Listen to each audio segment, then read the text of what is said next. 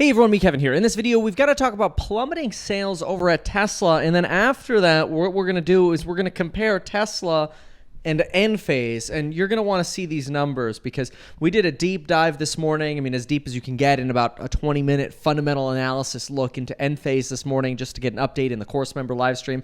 And boy, I want to give you some takeaways from this. By the way, every single day I do a course member live stream. We are now doing fundamental analysis on different stocks, whether it's Shift, Etsy, NVIDIA. You're getting my raw thoughts and reaction to what we're discovering. Check that out. A link down below. There's also a coupon now. It's 50% off, and the code is Future Millions. Check it out. Link down below. Okay, first, let's talk about Tesla. Let's go ahead and pull up the iPad here, and we got to talk about some of these new numbers, okay? So, Troy, shout out to Troy here on Twitter. He does some great data analytics for Tesla. And take a look at this. This was not so great here. Tesla Model 3/Y orders reported by his order tracker. And what we can see here is something a little concerning. The bottom line, which is covered by my little picture-in-picture there. You can hide that maybe just for a second. See that there? 2022 Q2. I'll circle that for a minute. Right there, okay? So now, if we look at the chart, we can see the lowest line here is essentially Q2 2022 orders. And that's a little bit of a concern because usually by this point, we're crossing this many days into the quarter. We would already have crossed 500. Multiple, in any other quarter in the past, we've crossed 500 orders in the quarter. You could see that this is 500 right here.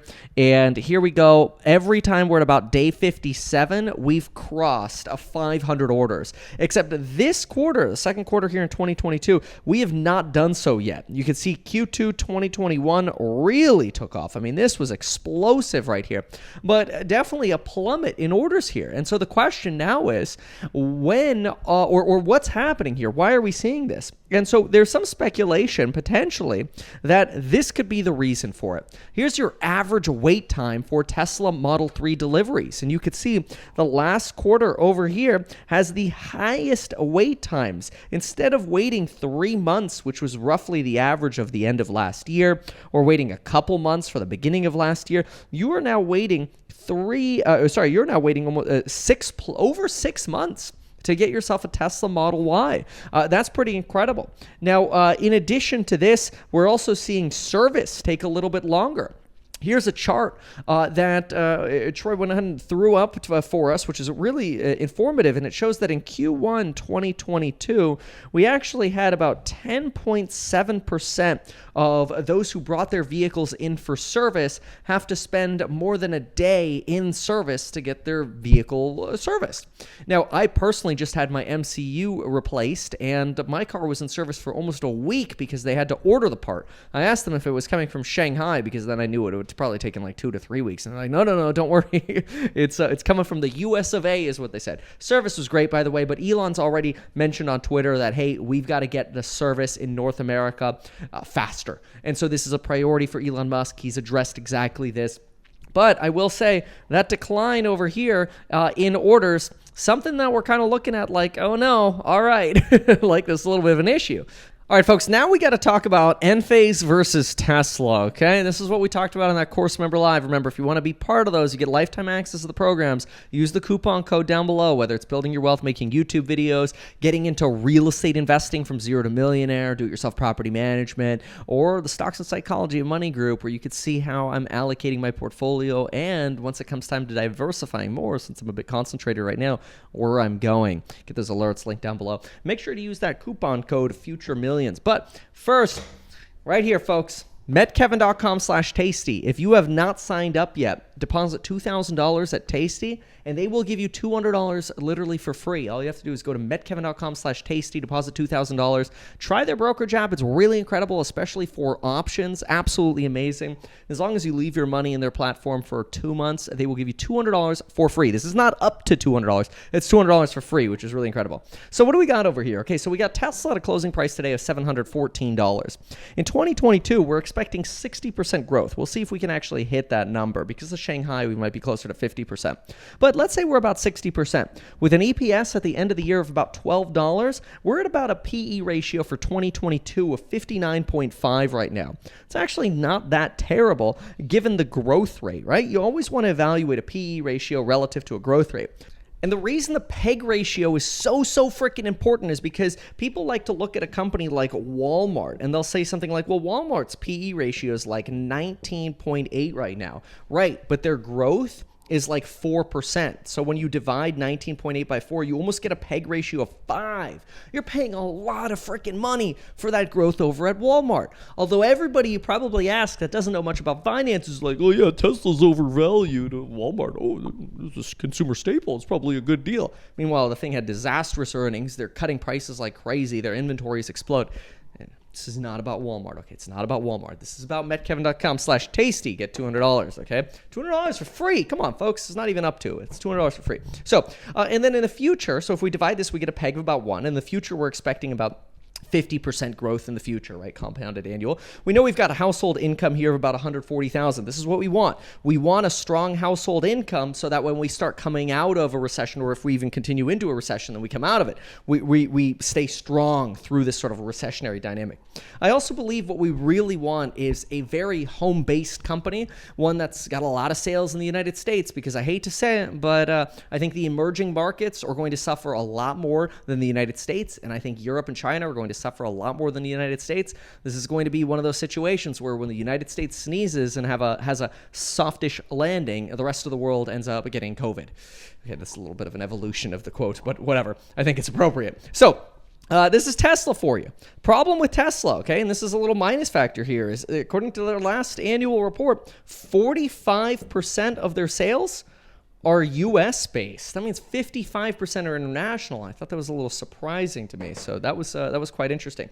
Now let's compare that over here to Enphase. So over at Enphase, you've got growth of about 51% this year. It's forward growth maybe 30%, maybe 40%, maybe 50%. Who knows? TBD. Their EPS this year expected to be about $3.05. So you've got a multiple that's up there as well, 58.8. Very, very similar to Tesla.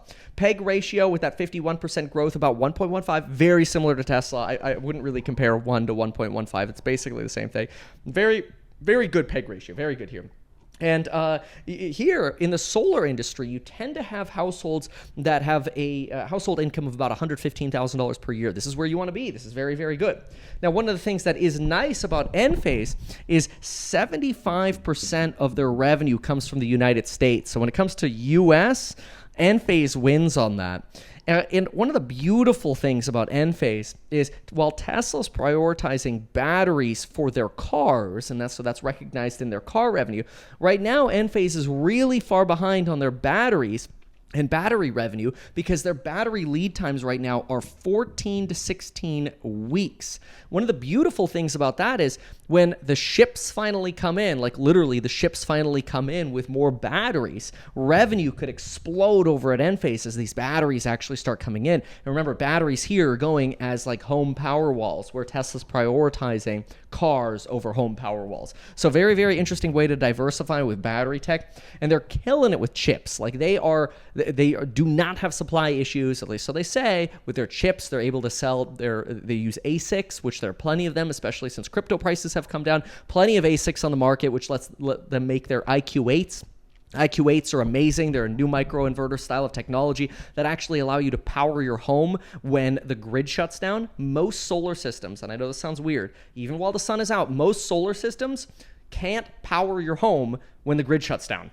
You have to have the grid on for the solar system to work. It's crazy. The IQ8 at Enphase solves this. Enphase is really like a higher end kind of solar company, which again, I also like higher end. 115 is for all solar households. That's sort of your average household income. Enphase, I would venture to say, is a little bit more of a premium brand, probably a little bit even more than this. And I would much prefer Enphase over something like a Williams-Sonoma right now, even though Williams-Sonoma also appeals to that higher income demographic, a demographic that has more income to get through a recession, more savings, about $50,000 more of savings per household in the top 20% compared to 2019.